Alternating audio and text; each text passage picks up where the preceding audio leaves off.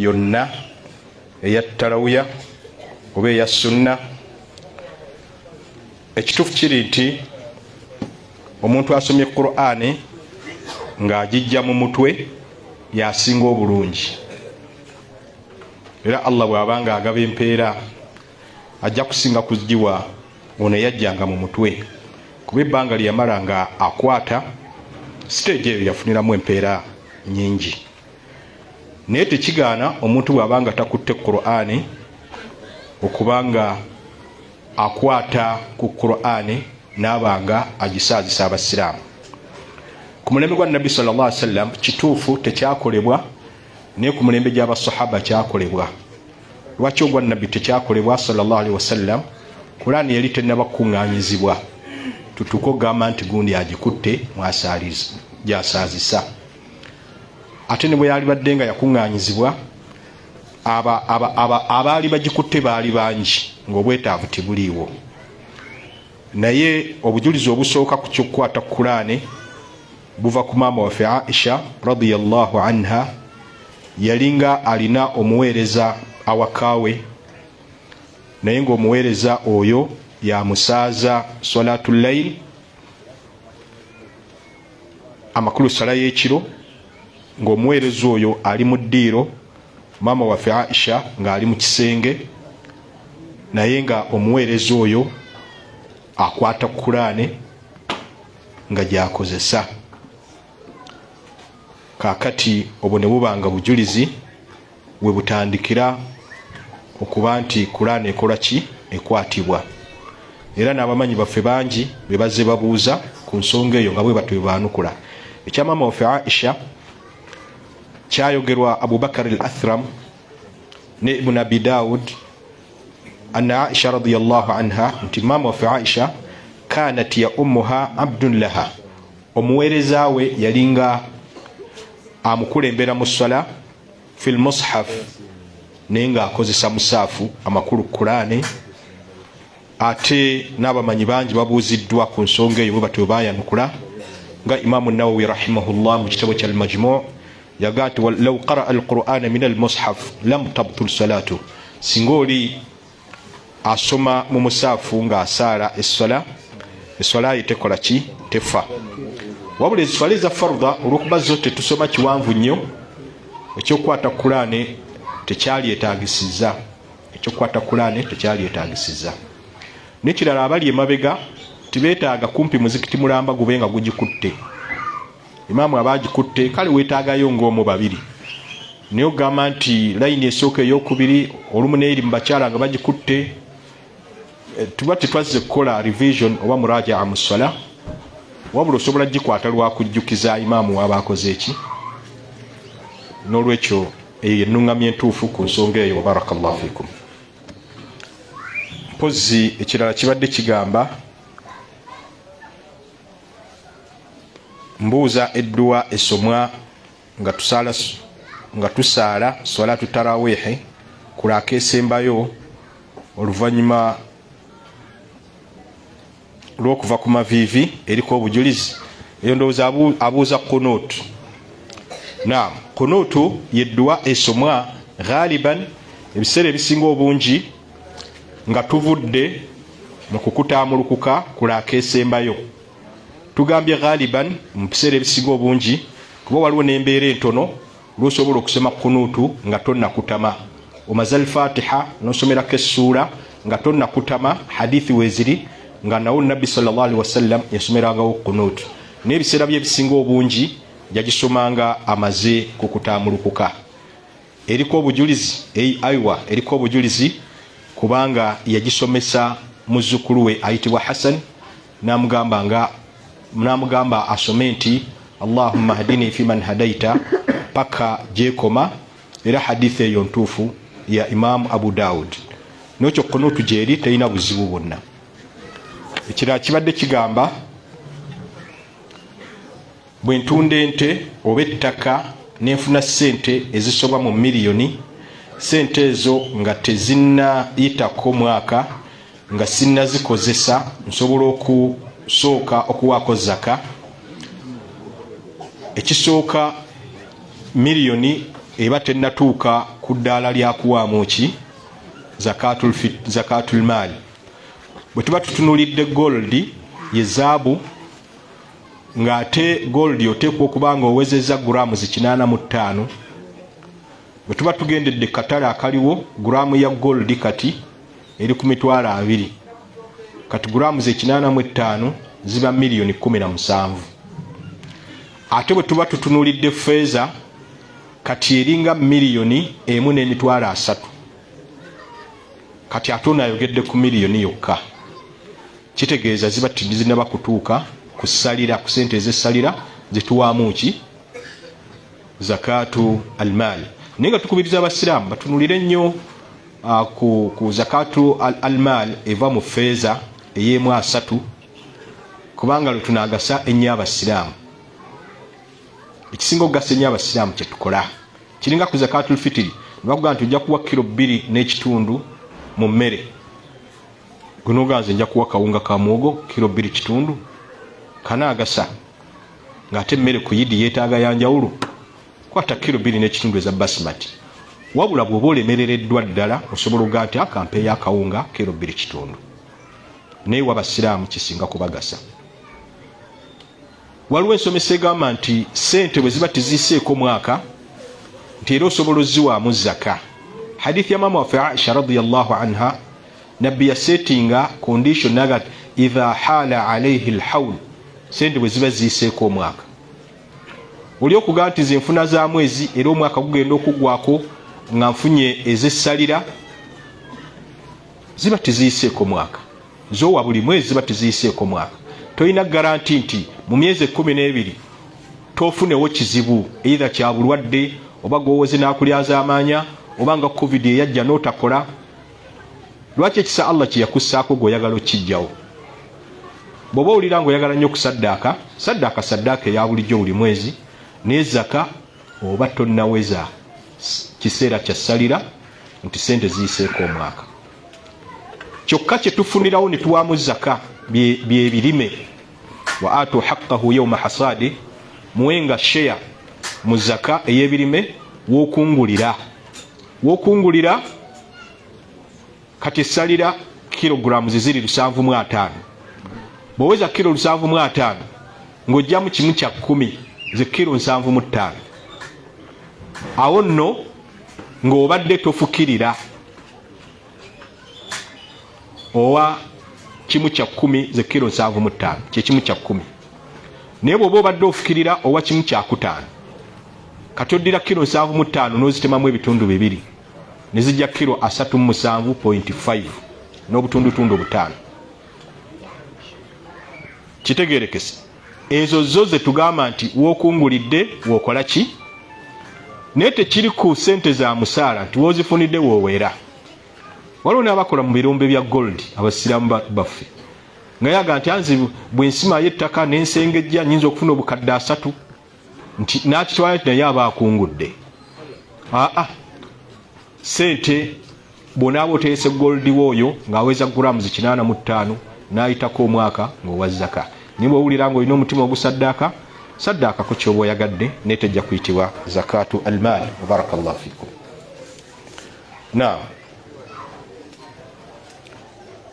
Ekirala kigamba Sheikh nzikirizibwa okuwanika emikono mu khutuba y'ejjuma era mpanika ddi. Nedda tokkirizibwa kuwanika mikono mu khutuba eyaki ey'ejjuma olw'obujulizi bwe tugenda obbawa mu bufunze, naye okkirizibwa okuwanika emikono mu khutuba nga ya jjuma naye ng'obadde osaba dduwa ya nkuba. Ng'osaba dduwa yaki?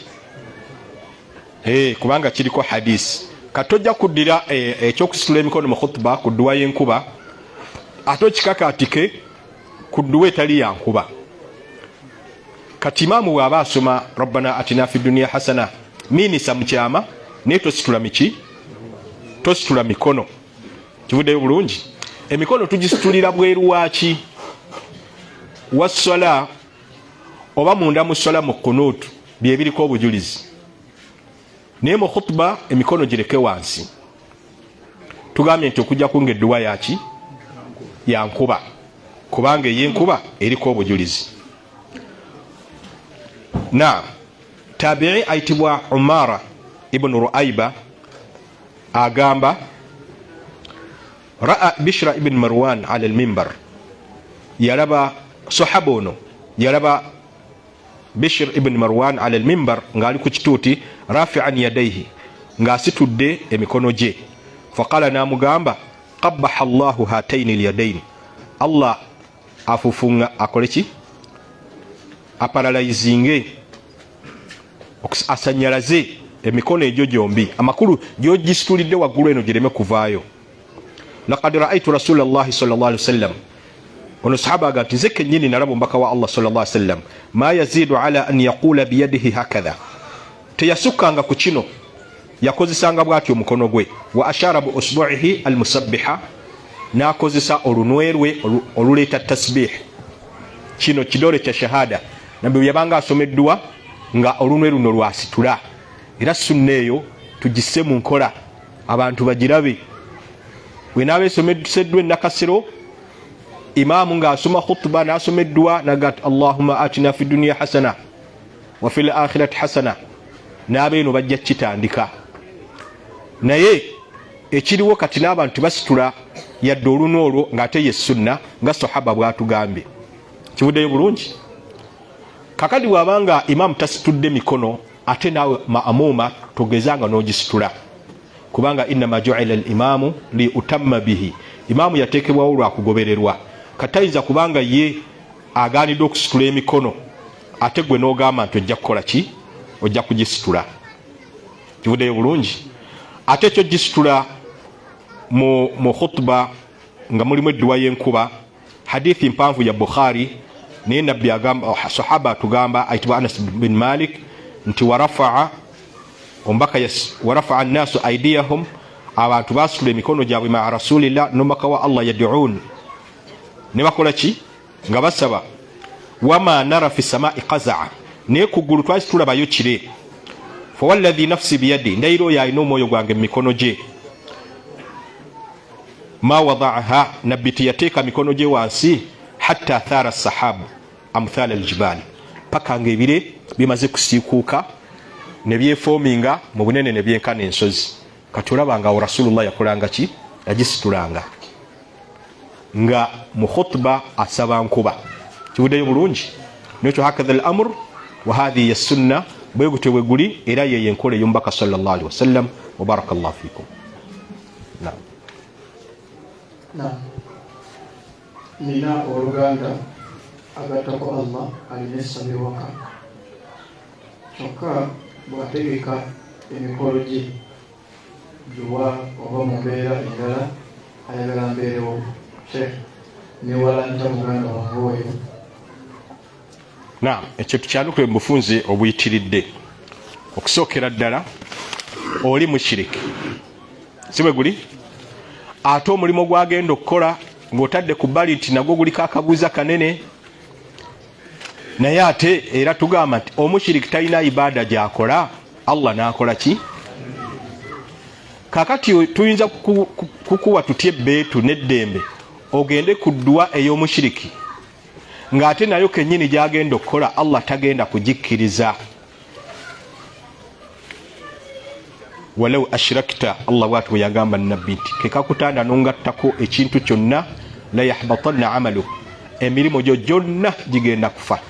Tubula emirimu gyonna egy'obusiraamu, akamu ku bulombolombo akaabuna emirimu gyonna mwalimu al-Islam, obusiraamu. Okubaamu obusiraamu kyali nti okuba n'obukkiriza.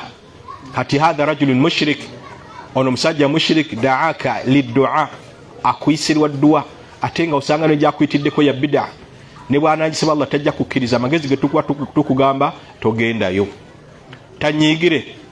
Kati oyagala onyiize Allah ogendeyo osanyuse owooluganda lwo. Ani ku bombi gw'olina okuba nga osanyusa ne gw'olina okuba nga onyiiza? Wa barakallahu fikum.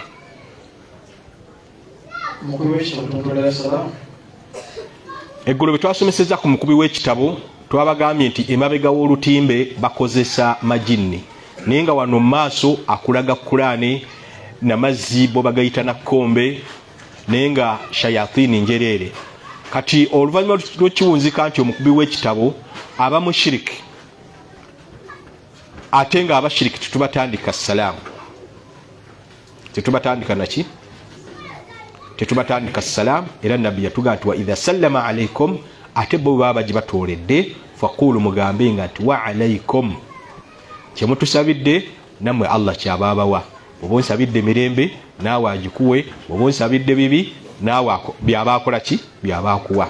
Niyo musanga n'omutandika nti assalamu alaikum wa anta ala ilmin bi annahu mushrik faqad waqa'ta fi ma'siya.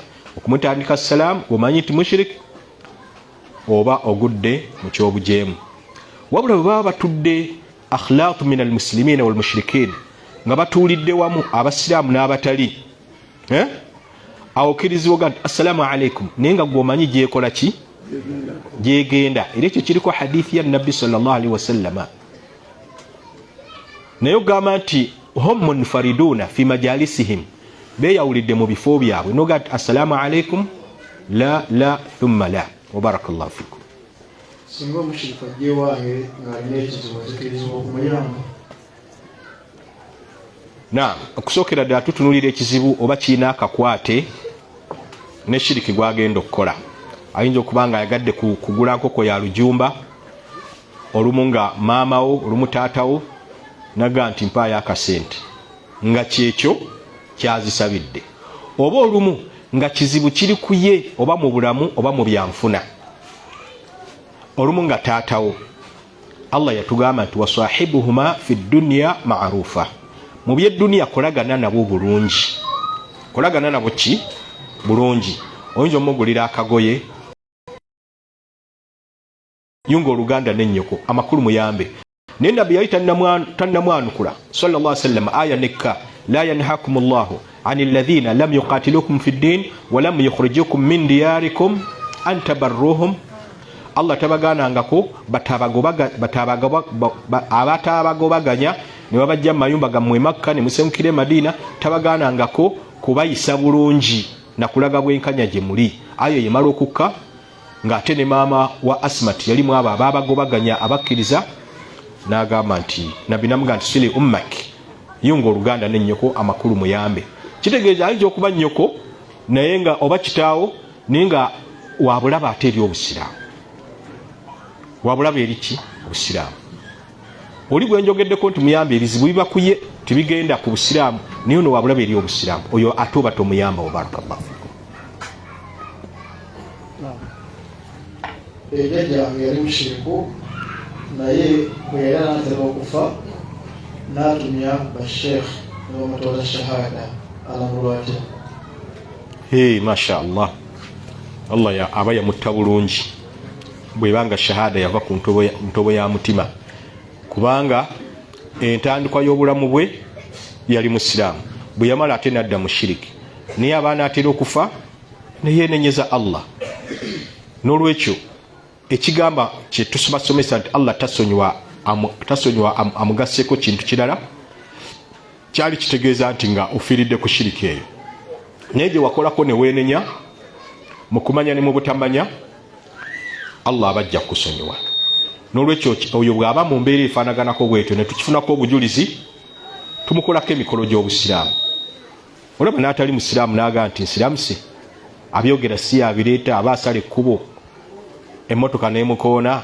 Naye tuba tetunamutooza shahada, kubanga shahada tugimutooza ffe atulage nti kyembaddeko nkivuddeko. Naye Allah aba yasazeewo dda nti omuddu wange yakoze eki, yasiramuse. Si bwe guli? Kuba bw'anaaba kasiru n'akulaga obubonero nti asiramuse, shahada tosobola gimutooza. Oyo tunaaga nti tasiramukidde ddala. Oli okuvaayo n'atuula shahada mu lujjudde kutulaga nti bannange kyembaddemu nkoze eki. Naye ate okuva mu busiraamu kyo tekyetaaga kulangirira. Omaze okuteekawo essawu ne tukugamba ovudde mu busiraamu, ate togamba nti mulaba nnalangirira nga Peter yalangirira nti asiramuse, najjako muzikiti oba nagendako mu kyaki nenga nti nvudde mu busiraamu. Kibanga kuba na mukyala wakanga abaliga naye nakugamba nali nkirangiriddeko nti tokyali bazi. Kiyinza okusanyusa noga nti mukyala wange engeri gy'atalangirirangako agira abaliga. kati ne Allah naye walillahi almathalu al'a, Allah yalina ekyokulabirako ekisinga okuba ekyawaggulu. Toyinza kubanga okola shiriki ne tugamba nti olwokuba tonnalangirira nti olwo okyali musiraamu. Nedda. Barakallahu fikum. Eddagala eryokunaabanga olweza, ebbombo, omwetango biragala bita mu busiraamu. Naam, okusookera ddala enkola y'obusiraamu eri nti tukozesa eddagala lya mirundi ebiri. Tukozesa eddagala nga Allah kenyini yali tubuulira kati nga zaituni Allah yamwogerako mu Qur'an al-Karim, ne nabbi namwogerako mu hadithi entuufu. Habat sauda nabbi yamwogerako mu hadithi entuufu. Al-Qist al-Hindi nabbi yalyogerako mu hadithi entuufu.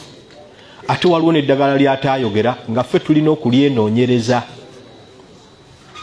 Yatuga tadawaw mujjanjabenga wala tatadawaw bil haram, naye temujjanjabisanga haram. Ne sahaba Abu Sa'id al-Khudri agamba nti kunna nuraqi fil jahiliya, twalinga tujjanjaba bannaffe nga nabbi tannatumwa. Bw'atyo yagamba nabbi sallallahu alaihi wasallam, nabbi namugamba nti a'ridu alayya ruqakum, munyanjulire habo zammwe eddagala lyammwe engeri gye mwalikozesanga. Nabbi bwe yamala n'agamba nti la ba'sa birruqa ma lam yakun fiha shirk, tiwali buzibu bwonna kukozesa habo bwe mutabaamu ki shirk. Naye eddagala lino egganda olina okulyegendereza.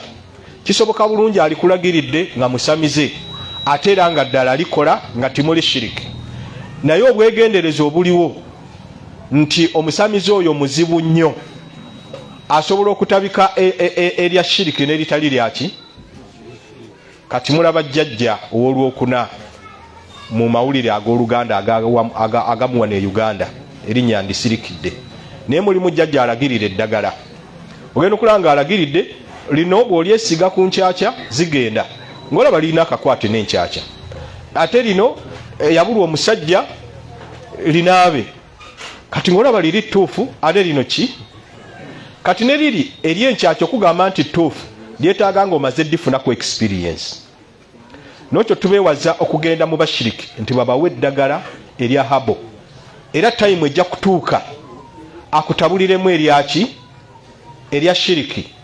Newe libanga mululuuza eddagala erya bulijjo tiwali buzibu mulikozese. Ne Sheikh lyamenye mwetango nti gutanga ebizibu, olweza luleeta mikisa.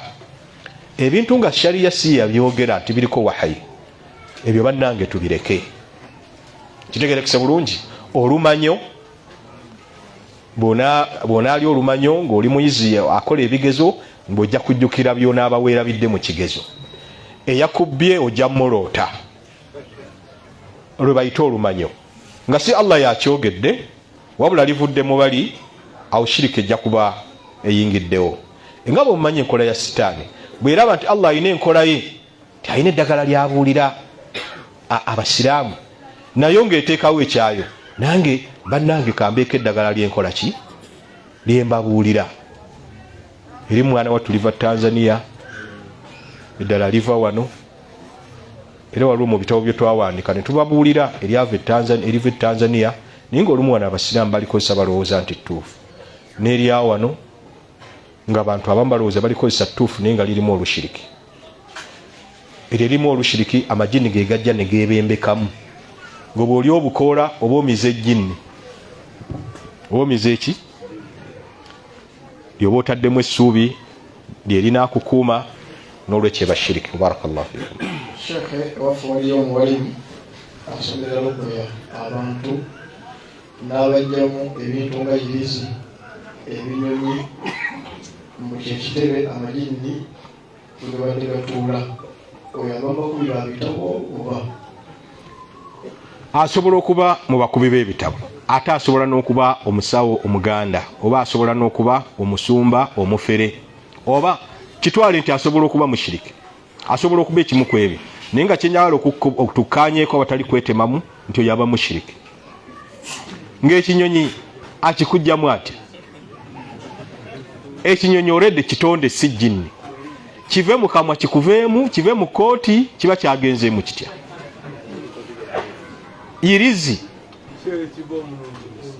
anti awo kitwagala okugamba nti awo wennyini nnyini woga nti ekinyonyi kivudde mu mukono. Ekisooka gwe kennyini aba atudde ow'omuntu afaanaganako bw'atyo ayinza okukukyusa amaaso nga Allah yaga nti saharu ayuna nnas, abalogo ba Faraawo baaloga amaaso g'abantu. Lino eriiso lino lye mulaba kiyunga ekinafu ennyo ekirumbwa shayatini nga n'ennyindo bweri. Abamanyi baga nti okuggyako amatu oli tayinza ga nti n'eddoboozi lyempulidde wali ate abalala nga tibaliwulidde.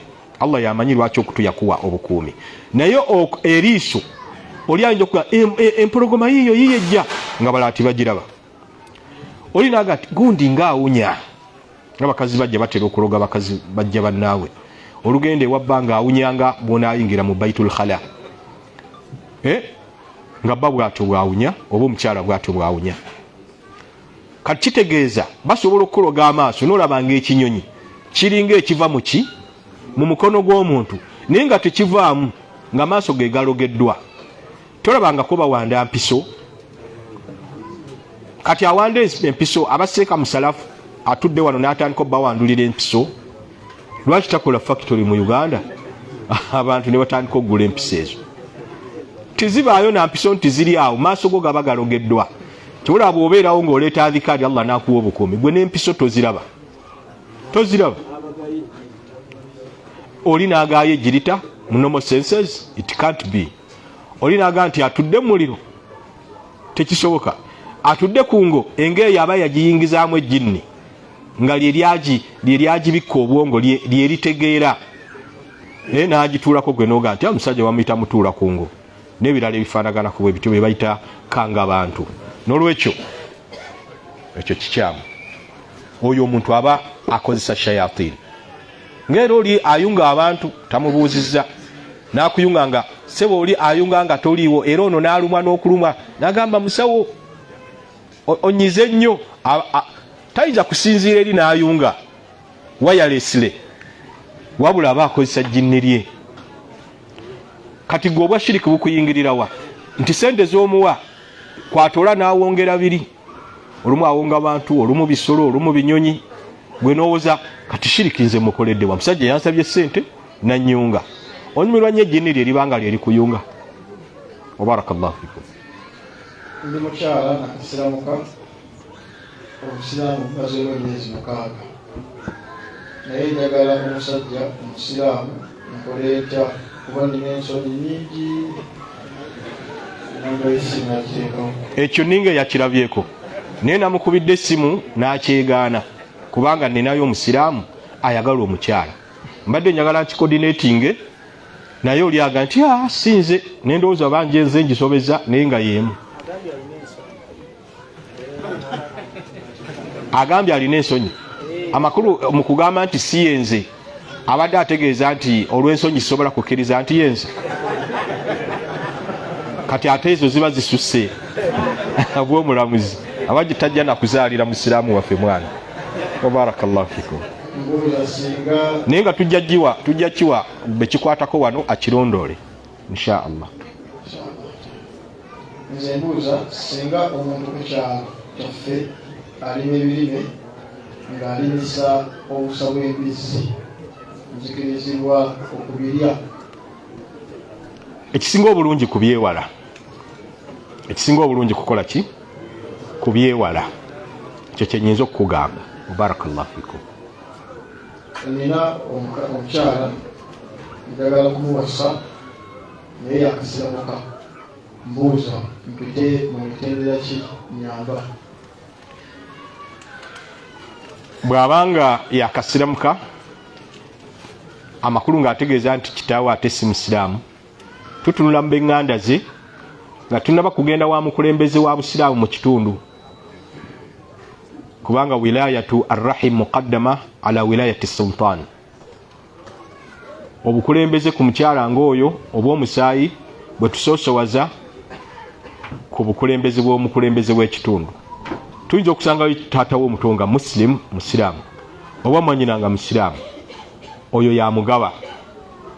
Kati bw'aba amaze okumugaba ekiba kyetaagisiza mahare g'asaba, omwami n'agamuwa. Ekirala abajulizi babiri be bayita abajulizi ababiri si kalombolombo nti omu ave ku sayidi y'omuwala omulala ave ku saidi y'omulenzi. Ate era ne bayita abajulizi be bantu ababa bazze ku mbaga. Kyobulaba kuba kumala biseera ng'abantu nga bwe muli wano bazze ku mbaga. Ate olina abuuza abajulizi be baliwa? Mwe mwenna mmwe bajulizi. Kubanga nikah kwolesa twayoleseza minimamu y'abantu ababa ku mbaga batandikira kuba meka. Ne mwe muli 5 ng'ate tugaa nti abajulizi baliwa? Mwe bajulizi. Ebyo bassa mu kitabo, that is for formality. Kutuukiriza mukolo. Ne bwona abatokoze eki. Ate simanyi kusiba katambaala, simanyi ate kukubuuza mirundi emeka? 3. Okkiriza.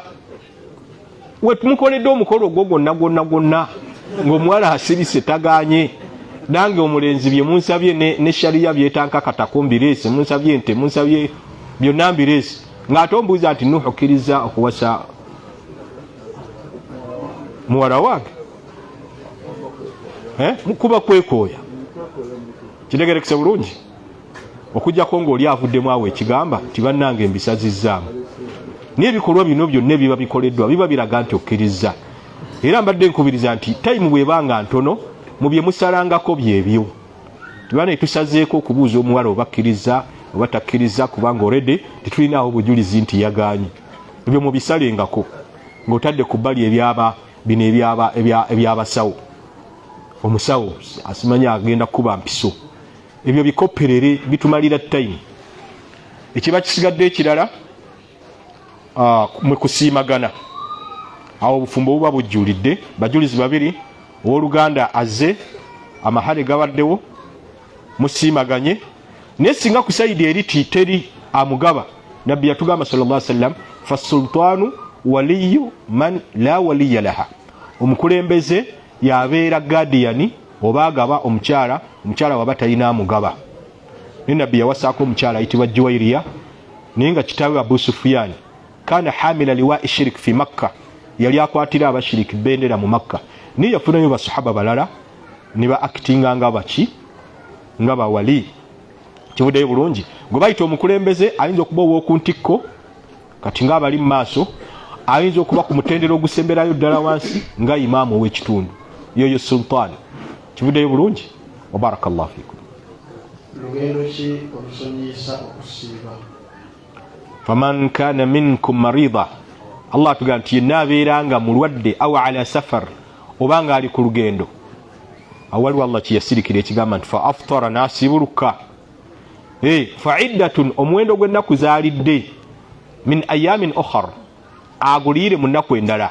Naye Allah yali amaliriza ensonga y'okusibuluka kw'omulwadde n'ali ku lugendo, yagamba nti yuridu Allahu bikumul yusra, Allah abaagaliza bwangu, wala yuridu bikumul usra, tabaagaliza buzibu. Awo manyi baagambira nti woofunira obuzibu mu lugendo wookola ki? Woosibulukira. Tekiringa kusala kusola nti woofunira obuzibu. Kyokusala kusola kyekuusa ku buwanvu. Kuba kati singa Allah yagamba nti banga weriti oba kuva wano n'embalala bw'otambulawo ng'osibuluka, oli bw'anaaba agenda kuvugawo kagaali, bw'anaaba agenda kutambuzaawo bigere, ye singa yagera ebbanga ng'ate ogenda Nairobi naye ng'ogenda kulinnya nnyonyi dakiika 45 ng'otuuse. Otuuseewa e Nairobi. Nze navaako Kuwait ssaawa 3 z'ekiro, netuuka ku kisaawe ssaawa 8 mawe ssaawa 4 ez'emisana, naye nga tusiibye. Naye nga obuwanvu bw'olugendo mu bwengula kilomita ziringanga 3,000 n'omusobi. Naye twasiiba nga tutunulidde buwanvu bwaki bwa lugendo. Kibula ne hadith eya Jabir bin Abdillah egamba twatambulanga ne Nabi sallallahu alaihi wasallam, fa minna as-sa'im wa minna al-muftir. Naye nga mufe mulimu abasigala bakyasiibye, naye ate abalala nga bakoze eki? Basiibulukuse. Kyo kyali kiraga nti obuwanvu bw'olugendo mu kusiibuluka terukomekebwa na buwanvu. Wookoyera wookola ki? Kati nze nga natambudde n'amiiri bigere, ani asooka okusiibulukuka? Musajja mugumu nnyo. Naam, kaakati nga otugamba tutambulire wamu, nze atambulanga akaweewo? Nedda. Kambabuuze n'ekibuuzo. Sahaba agambye nti abamu mufe baasiibulukanga, abalala ne basigala nga basiibye. Bano abaasiibulukanga babategeerera ku ki ng'ate batugamba asiibulukuse yeekweke babategeereranga ku ki? Ansa yaki eri nti omuntu okusiibuluka ng'ensonga yeetegeerekeka ne bw'asiibulukira mu lwatu tewali buzibu. Oli ku kitanda, oli ku ccupa mulago oba mu ddwaliro lyonna, ogenda kunywa ddagala ng'oga nti muteekewo akatimbe tebandaba, kubanga ensonga yeekola ki? Oweewuwo ali mu nsonga nga naye akwekweka agenda alire mu lusuku, ate wona amusangayo lwo naamugamba n'omugaa nti kirabika wannimbye ekiro. Ali ng'olaba kubanga ensonga ye etegeerekeka, si bwe kiri? Naye atalina nsonga etegeerekeka, nze lumu nali ekyotera, ab'ekyotera mujja kukijulira nga ndi ku kituuti bwe nti tusomesa mu Ramadhaani, alusaazi ne zinkuba, naye nga nazze n'amazzi gange muki nga ndaba wenfulumira nnyinza okuba nga nfudde nenganywa nga balaba oba mwaliwo, naye oluvannyuma ne mbannyonnyola nenkyebaliza Allah nti oluvannyuma lw'emyaka 7 alusaazi zaagenda, naye ntandise mwaka guno okusiiba olw'eddagala lye mbakubiriza munywe lye bayita al-Qustul Hindi, Costus Indian Powder. Nabbi yalyogerako, livumula, linyiga amabwa mu bulago ne mu lubuto. Nze nalinywa lwa COVID naye ngenda okuwulira sikyawulira, sikyalaba mabwa ku kamwa, mu kamwa, mu lubuto sikyakola ki? Wabarakallahu fikum.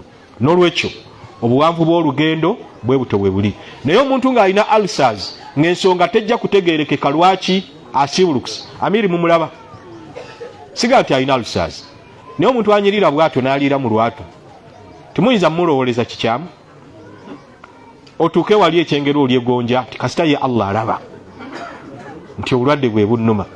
Nabbi sallallahu alaihi wasallam lumu yali akola itikaafu muzikiti gw'e Madiina, ali mukazikiza, ali ne basahaba bakyala be Hafsa baani, naye buli yayitangawo nga amwita ono mukyala wange, ono mukyala wange, paka basahaba bamugamba nti ya Rasulullah ani ayinza okulowooleza ekikyamu? Naga inna shaytaana yajri min ibni adama majra ddami fil uruq, sitaani etambulira mu mubiri gw'omuntu ng'omusaayi bwe gutambulira mu misuwa, esobola basuulamu akagamba nti numbaka naye ali mu kutaayiza. Kyova olaba tobeeranga mu mbeera wo bagenda okukulowolereza ekikyamu, naye nga gw'olaba oli ku kituufu n'otagyetaasa. Ogenze we batunda juice naye bamutundira mu ccupa ya bbiya, oli bw'anaakulaba nga ti wallahi musajja asanze anywa bbiya, tirayira wallahi ti wallahi gwejjongojjo tuga nti baateekamu juice waakatunda mu ccupa y'omwenge baajooza ne bajooza bulungi, nogiguliramu amafuta gano ge tuteeka mu tadooba eccupa y'omwenge, nja kuyitako ekiro ng'ogikutte, sitaani enteekemu akaga nti agenze gunywera ku ddaako. Bannange tulekerawo okwetera ebibuuzo kubanga ekyo kiritibwe waliwo byasunsuddwa inshallah. Naam, waliwo embeera nga ofunye obuzibu n'ogenda ewawa sheekhe n'akuwandiika Qur'an kapapula n'asula mu mazzi n'agamba ganywe, sheekhe kikkirizibwa? Barakallahu fikum. Okusooka mbuusabuusa n'okugamba nti kyaba awandiise Qur'an, oyinza okuba nga gwe tomanyi kusoma Qur'an n'olabanga Qur'an. Ziri talasimu, ntalasimu, talismans ze bawandiika, olumu aya n'agiwandiika ng'agiva gyekoma n'akubawo awo ne Kaaba n'omuzikiti, bw'anaawandika khata bai sini sutu gwe ng'ogamba nti yawandiise Luwarabu, yawandiise aya ya Qur'an, naye nga ntalasimu. N'olwekyo akukolera ebyo aba mukyamu. Qur'an tugikozesa direct ne tugisomera omuntu, era ebiseera ebisinga ajja kulanga awandiisiza kalaamu myufu. Omanye dda abalogo bakozesanga musaayi gwa heavy mu kutyoboola aya za Allah, era siteene zisobola obbaweereza, naye nazo zityatyamu ne zigamba naye abantu bajja tuguka mutuwandise kalaamu myufu. Era nane we nasoma nga bagamba nti no abasomesa okukozesa kalaamu emyufu mu kugolola, ensibuko yaakyo kwali kwefaanaanyiriza kiri nti omuntu w'ebbeeyi akozesa kala myufu. Oyinza ogamba nze siina nniyo eyo, iguluzaako kati eya bbulu, ate omuyizi bw'anaaba awandiisiza bbulu kozesa emmyufu oba eya guliini. moyo kozesa enzirugavu be ya green ne uganti emyufu ya musomesa ngade tutegedde obumyufu obwo bwatandika butya oyinza okugwa wakyama n'omuyisa ayinza ogikozesa naye bwagikozesa gwe ne bwonaba olina ya black ngaosobola omugolola ojja mugamba lwaki wakozesezza ey'abasomesa siba guli olumyufumyufu olwo mu lwegendereza tufuna abantu abatujjira ne batusaba tubasomere ku dduwa nga balina ebizibu kiramuba kikyamuddeeyi bw'oba togifudde embeera ya lutentezi nga gwe teweesabirako ogamba seeka yansabira awo oba oseeredde naye bwe buba lwalumu tewali buzibu tolaba Uwaisul Qarni nabi gwe yayogerako nti khairu tabiina yasingamu batabiina obulungi yali munsi ye Yemen kana mustajaba da'wa edduwa ze Allah yazaanukulanga kyatuka ne Umar muga nti nabbi yakwogerako bw'ati ne bw'ati sallallahu alaihi wasallam nsabira ku dduwa n'amusabira naye bwe yamala okukola hijja teyadda Yemen ng'abantu bamugguseemu yagenda Kufa ni waliwo abaavaayo mu mwaka ogwaddako bajje bakole hijja Umaru n'ababuuza Uwaisi mumulesa ali atya nti ali mukasiisira qalilul mataa obuntu awakaayina butono rathul hay'a endabika yembi Umaru n'agaa kale namugamba omuyamba n'agaana kati okutuusa Umaru yagaa nti oyo mwanukulwa wa dduwa kati agendayo amugaa nti wange nsomera ku dduwa Uwaisi amugamba anta ahdufa ahdan bibaitin sharif gwokyali omupya ennyo ava ku nju ey'ekitiibwa gwoba onsabira mulaba entegeera gye yalina ti omuntu eyakava ku Kaaba ng'alinga olunaku nnyina lwamuzadde oyo yatusabira ku dduwa naye Uganda kiri reverse fe abakyafu haji ng'avudde e Makka fe tumusabira edduwa netukola ne shukuru Rabbana taqabbal salatana ay Allah kirize swala yaffe wa siyamana n'okusiiba kwaffe ne bwe tobakusiiba ne wataba swala gye tusomera haji nosobola omukubaako oluba olumu nomugati ina ekizibu bwekiti ne bwekiti kusabira nsaba Allah okole ki naye teweesigama ate ku dduwa ye naawe kola ki kuba Nabbi sallallahu alayhi wa sallam yamala okusabira muzibe n'amaaso ne gakomawo ate n'amugamba nti saba Allah ng'oyita mu dduwa yange Allah agyanukule kitegeeza oli bw'amala okusabira ate osaba nti ayi Allah yanukula edduwa y'omudduwo ansabidde oleme kubanga tawakkul alkulli kulluhu ala man da'alak obwesigamiro bwonna buli kwakusabidde nokyo bw'olumu kikkirizibwa omukyala yagenda eri Nabbi n'amugamba ya Rasulallah inni usra nkubwa ensimbu fa atakashaf nenkunama ud'u Allah li nsabira Allah Nabbi n'amuwa choice nkuleke okusabira makulu go weesabira Allah kuwejja nanga tobaliddwa oba kusabire kyala naga atonsabira olwawe edduwa gye weesabira weesingako obulungi ng'esinga n'obulungi yadde ya Nabbi lwaki kubanga ebaamu obumalirivu bwa kika kya waggulu nekyo togufuulanga muze buli kaseera ba mwana bamugoba school fees ngenze wa seeka nsabira edduwa omwana yalwadde ngenze wa seeka nsabira edduwa aye ne seeka yeetaddaawo batuko okuba nti ne babuuza nti seeka gundi ali ludda wa titumumanyi bulungi ya ono omusomi w'edduwa oyo gw'otegeeza nga gwe tayito kwe bakumanyidde nti oli musomi wa dduwa ekyo kikyamu kati wabanga Uwaisul Qarni nga yaliko obubaka nti ayanukulwa edduwa yeekweka abantu nga bamuguddemu oyinza otya gwe okweteeka ku leediyo ne weerangirira ti nze nsoma edduwa saawula na madiini n'ebifaanaganako bwe bityo nga n'omuntu ayanukuddwa edduwa yeeyongera bwetoowaze eri Allah somedde omuntu aliko shayatini Allah amuwonyezza ogenda n'oganzaani Allah kwasinzidde ayanukula edduwa n'ovunamayo n'oluvunama olw'okwerabira oyinza okuba omwetoowaze bw'otyo n'ogenda ku leediyo ne weeranga ng'olaba Allah ayanukudde ategedde awulidde edduwayo nokyawo baba baffere kibudde bulungi naye obw'olumu ne Nabbi yabanga agenda mu hijja nga bamugamba tusabire ku dduwa era naye alina bwe yagamba Umar tonneerabira mu dduwayo n'abagendanga mu ntabaalo nga bamusaba tusabire ku dduwa tekirina buzibu naye nga tekiteekeddwa kufuulibwa kyaki kya lutentezi wa barakallahu fikum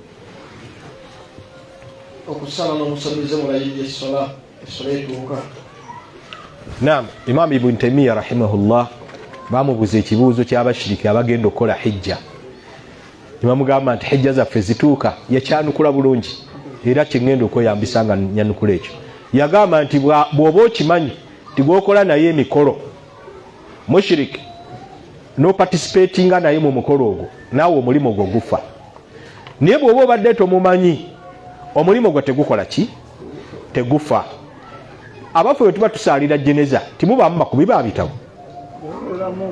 bw'oba omumanyi n'ogamba sijja mujjamu awo n'ogwo gujja kufa kubanga osazeewo okola omulimu ogwo n'atali musiraamu ogenze ne maama gundi mu hijja mu gurupu yeemu mwetolodde kaaba naye nga tova mu gurupu eyo gwolowooza hijja ye n'atuuka kibuddeyo bulungi era nabbi saa sallam yatulaga nti abantu bayinza kuŋŋaanaana hadithi endala n'agamba nti 10 ne mayimira ku jeneza ne magisaalira nga temuli agatta ku Allah kintu kirala Allah n'atabafuula muwolereza wa mufu bwe muwala 10 nga mulimu omushiriki naye nga ffe tetumumanyi Allah akkiriza edduwa eyo naye bwe baba tituwezaana nga mulimu omushiriki tikiriko garanti yakusonyiyibwa buddeyo bulungi nokyo bwe mulabanga omukubi w'ekitabo nga yeetabye mu dduwa y'omufu musukuma agenda eri bwe kigaana amiri agambye asitulwe naye mpola mpola mumusitula mumuteeka ebbali wumulira awo titumuyisa mu ddirisa tuleede kikameka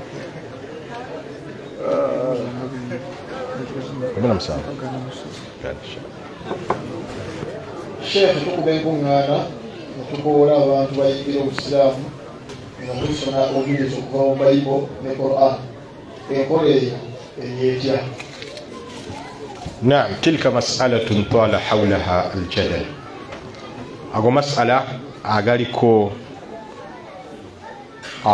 إنكاينا نيغا القول المصفى والراجح تكابك سينغ جيريك توفو من أقوال العلماء وبيقاموا بيها ماني نغابي نغيندو كمانيا ابن حزم الأندلسي الظاهري يلوم تشاسا تشاكوتان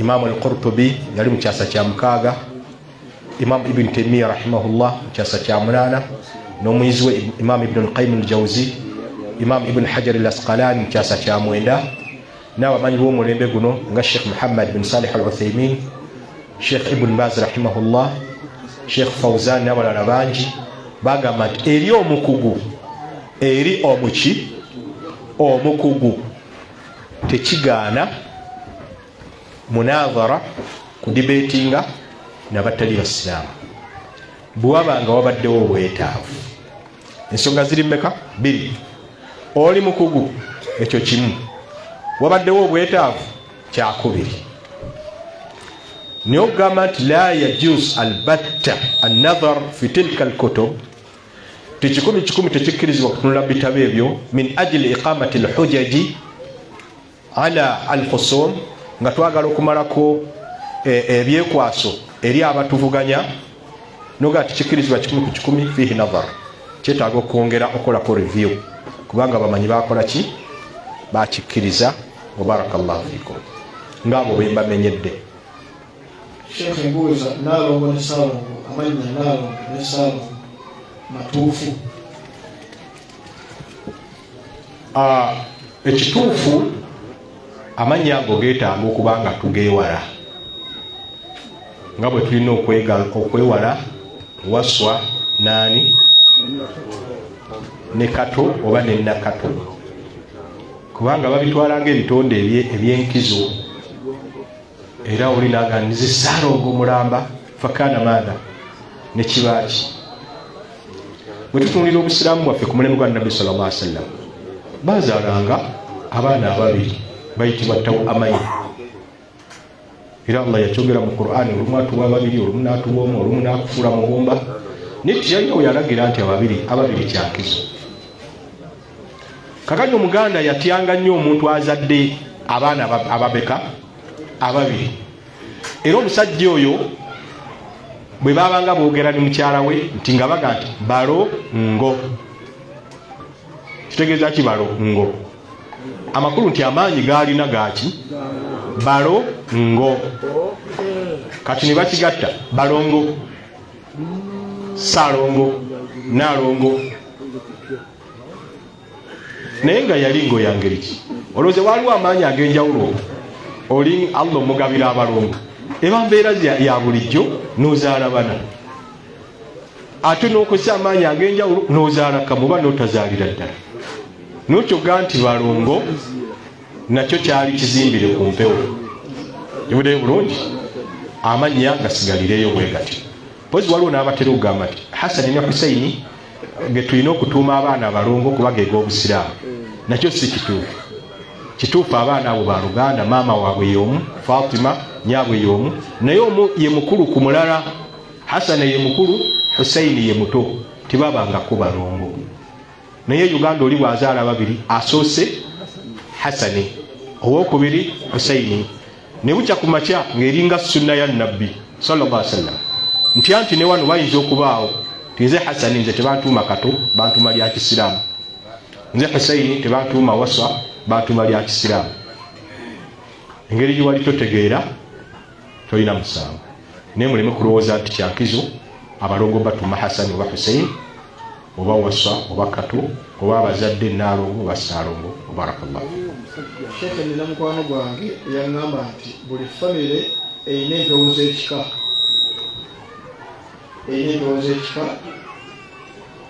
teri famire talina mpewo za kika. Buli gyasi temuba temusobola kukozesa Sheikh abaffe ekituufu. Bw'oba kyoyisa empewo z'ekika ng'otegeeza emizimu, ekyo kyo kituufu, kubanga buli afa waliwo ekitonde Allah kye yakutonderamu kye bayita omuzimu.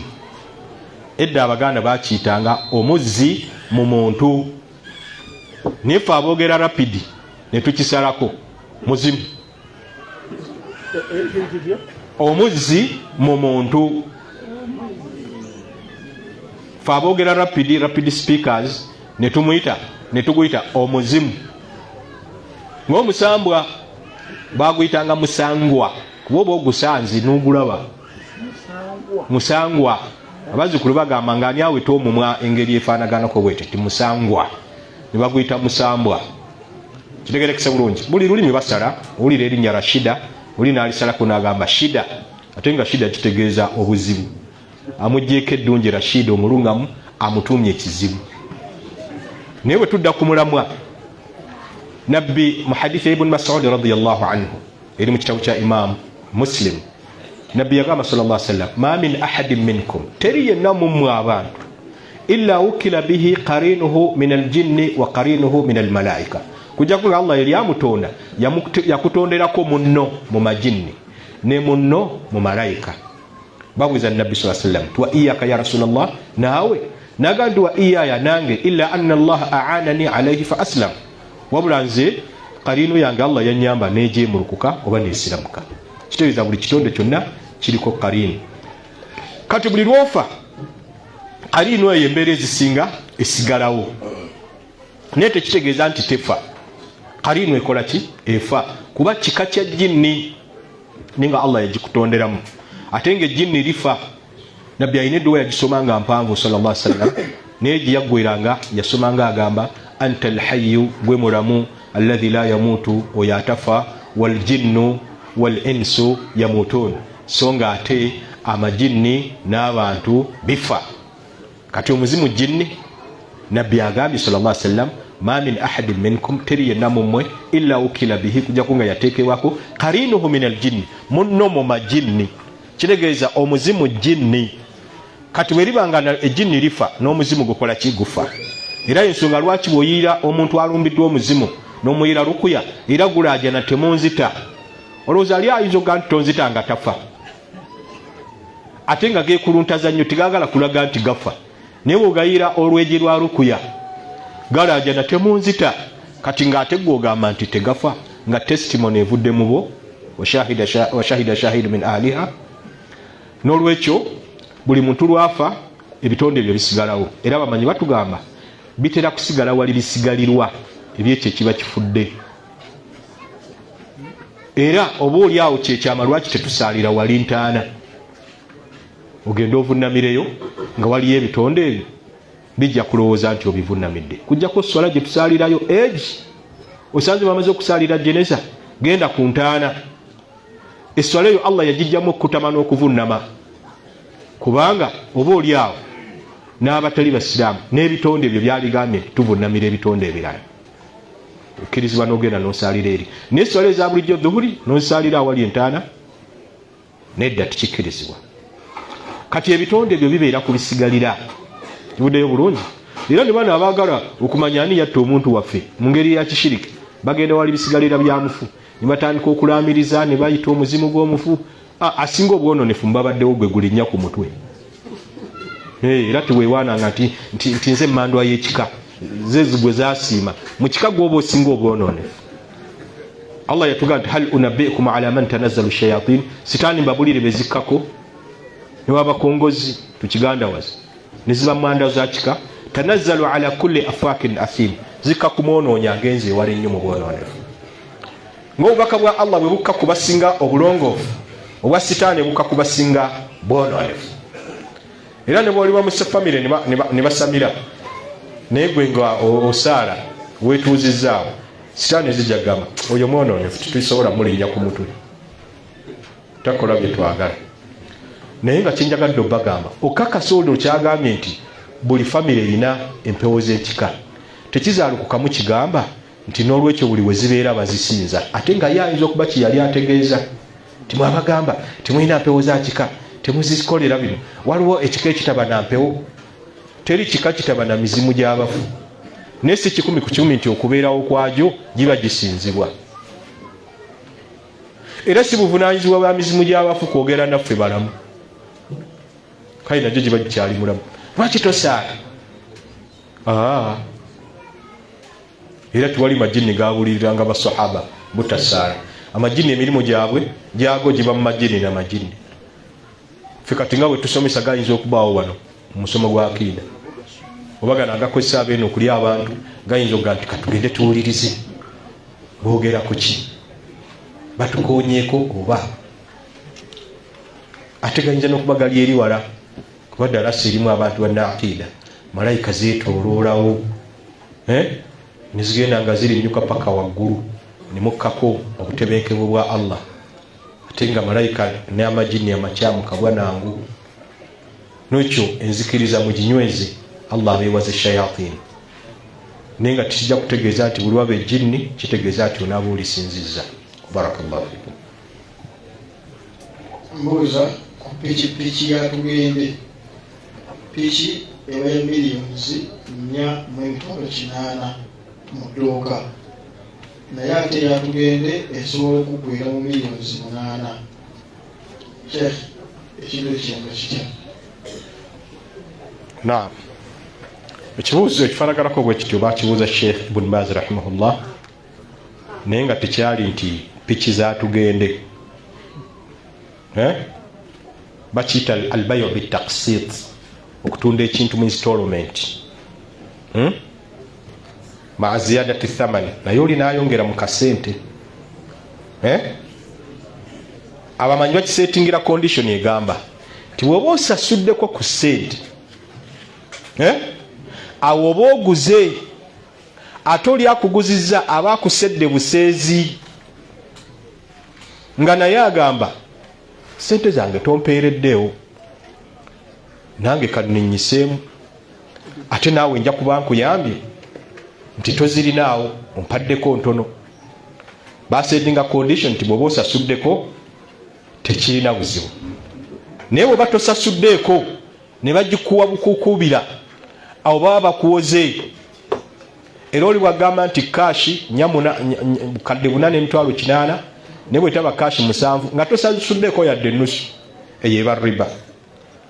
Sheikh Ibn Baz rahimahullahu ta'ala yakyanukula n'agamba nti mas'alatu taqsit laysat mas'alatu taqsit, ensonga y'ogula by installment tebaliwa min jinsi riba, mu kika kya riba. Bal linnas an yatabaya'u bil mudayana, abantu balina okugulaŋŋana mu kuwolaŋŋana bima taradhaw alayhi, kiba babasiimaganyeeko. Wa taqsit yakhtalif, naye nga installment kyo kyanjawulo. Kati agenze mu maaso n'agamba bw'ati وقد تكون تحتاج إلى زيادة قد تكون أقساطا كثيرة وليانزو كونغرا مسيت نينجي تحتاج إلى زيادة في الثمن وقد تكون قليلة أتزينزو كبانتونو فليس المداينة من جنس بيع النقد okugulangana mawo kulangana tichiringa kugula sente ku sente kimanyi tibarriba wala haraja fi dhalika inda ammati ulama tichina buzibu eri abamanyi basinga obungi bal huwa kal ijma kulingana kwegatta bamanyi bayinza okubaba amakulu tusobola nogamba nti bakyegattako yakiweraddeko ddala ekyokulabirako ng'omuntu bw'asobola okugula ekintu ku sente entono naye nga tazimazeeyo naye olina amuga nti ojja kwongera mu bweziti sheikh yagamba nti teba riba falbai yantafiu biziyada atunze aganyulwa mukuba nti alina kakongeddemu fala haraja fi dhalik tikina buzibu mwekyo hadha huwa alladhi alayhi jumhuru lulama ekyo abamanyi abangi kyebaliko walaisa hadha min arriba fi shay era ekyo tukirina kakwate na riba njagala ne mukitegeere bulungi ekisooka oteeka okuba nga osasuddeko buddeyo bulungi bw'oba tosasuddeeko nagamba nti nga bw'otasasuddeeko enya 8 ojja kumpa 8 eyeba riba naye oba osasuddeko oba oguze wali aba akusedde buseezi singa nze oze mu dduuka lyange nga ntunda sukaali kilo ya 13 omulala ye nga agitunda 4 kale nga cash Allah naamuvunaano gitunda 4 nedda ajja mutunuulira butunuulizi nga bw'atalina kisa kitegerekese bulungi era nabbi kyagaa nti Allah asaasire atunda n'agula ng'atunda aguza kisa era n'agula ng'aguza kisa kitegeeza obusiraamu bukubiriza obutaseera kivuddeyo bulungi wabarakallahu fi kiramula kitya omusajja okuwasa omukyala omukatoliki ne bamusalira omwenge n'agutwala ku buko ate nga musiraamu ono nno ye awasiza mu katoliki ne bamusalira omwenge naye njagala obagamba ti ne bw'onaawasa omusiraamu naye nga taata we ye mu katoliki ye gw'owasiza muki musiraamu naye taata we mu katoliki n'asaba omwenge tokkirizibwa kuguwaayo siraamu ajaga tiishe nze si nzinyi n'abangunywedde mu mwenge abaakolemerwa nga nkumuliitu omuli agusogola agwetikka agugulidde munne n'agutunziza abantu n'agulagirira owakabaala kali luddawa noganzi kasanja akuba sigunywedde kali wali kibanga akubuuza essabo ly'okukyalo mutuula ku ngoowa wano abeerawa bw'oba omuntu ajja wano mu ssomo lya aqiida tomudda namu kubanga oyinza omulimbano nga eyo gy'ova gye liri naye ng'abadde agenda dituukako obulimba awuba buzzi gwe tomuddamu kunywa ng'onaakozesa ekigambo kungulu ekitajja kulaga nti okoze eki olimbye kuba bw'anaagenda n'abuuza nga ate yabadde aliriraanye ajjaga nti abawadinga alimba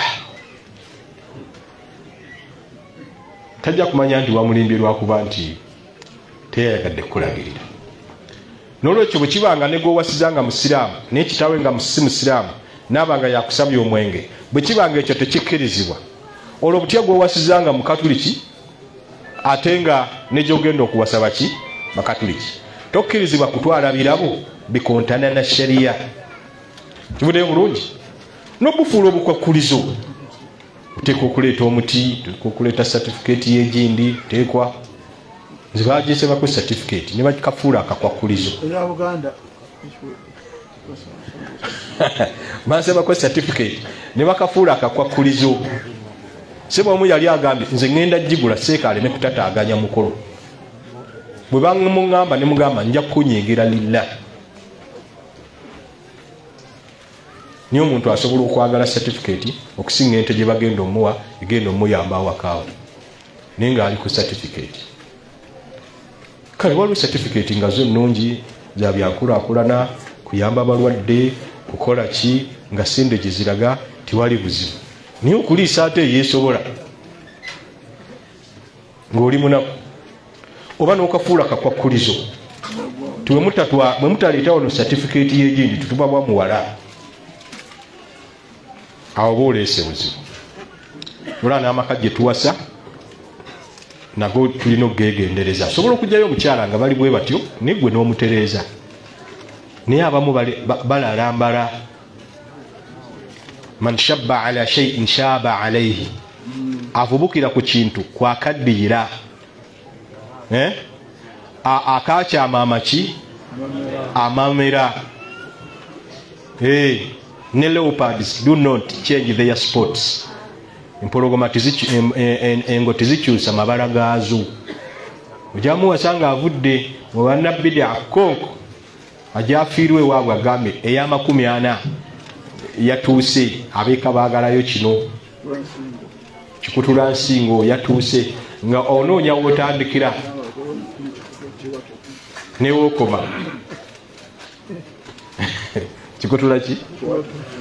Oto kikutula kiwato. Era bagamba nti omuntu bw'aweza mu ntaano ennaku 40 bwakutukako obulago. Bashia be bakitandika. Busome ekitabo kye bayita Al-Hashiya ekya Ibn Abidin alimadhehebu ga Imam Abu Hanifa yakyogera bulungi. Sheikh Muhammad Nasiruddin Al-Albani mu kitabo kye Ahkamul Janaiz yali akimaliriza eno n'ateekayo bid'ul janaiz, bid'a z'okujjeneza. Yaleetayo edduwa gye bayita Al-Arba'iniya ey'amakumi 40. Ate n'abashia bagikoppa mu bashiriki b'e Buyonaani, kuba be baalina ekigambo nti omuntu bw'aweza mu ntaano ennaku 40 akutukako ensingo. Naye nga ate wallahi tekutukako. Bameka abasimiddwa entaana zaabwe nga bagenda bajjulula bamaze emyaka 3 emeka ng'ensingo zikyabaliko. Yani yagamba bwakutukako ensingo olwo naafuna obulumi obw'enjawulo. Kali bw'anaakutukako omukono, buli ky'anaakutukako nga dduwa yanjawulo, omukono gugenze dduwa yanjawulo, obusajja bugenze dduwa yanjawulo, nga munaabana nnyingi edduwa. Wabarakallahu fiikum. Kale katukomaawo bannange, ebibuuzo bwe tutyo bwe tubyanukudde bye tubadde abatuufu mu byo, faminallahi bye tuyinza okuba nga tutaniddwa, faminna wa mina shaitaani, naye nga tusaba Allah abe nga atuwadde tawfiq. Subhanakallahumma wa bihamdik ashhadu an la ilaha illa anta astaghfiruka wa atubu ilayk. Pozi nga nva waggulu ne bwe nva ku likodi tewali buzibu, oba ne bwe nsigalako. Nabaleeteddeyo ekitabo kino bakiyita okwejjanjaba eddogo n'ekiiso mu Busiraamu, Ar-Ruqya Ash-Shar'iyya min as-Sihr wal-Ayn, kubanga omusomo gwa akiida n'okwejjanjaba kugwa mu kiti ekyo. Muwulidde bulungi? Twabagambe kiri ne mu Luzungu, kiri ne mu Luzungu, kiri ne mu Luswahili, namna ya kujitibu uchawi na kijicho Kiislamu. Sheikh Amiri yasinga Oluswahili, naye kino walillahi alhamd kya 10 ngenda kibawa ku 12.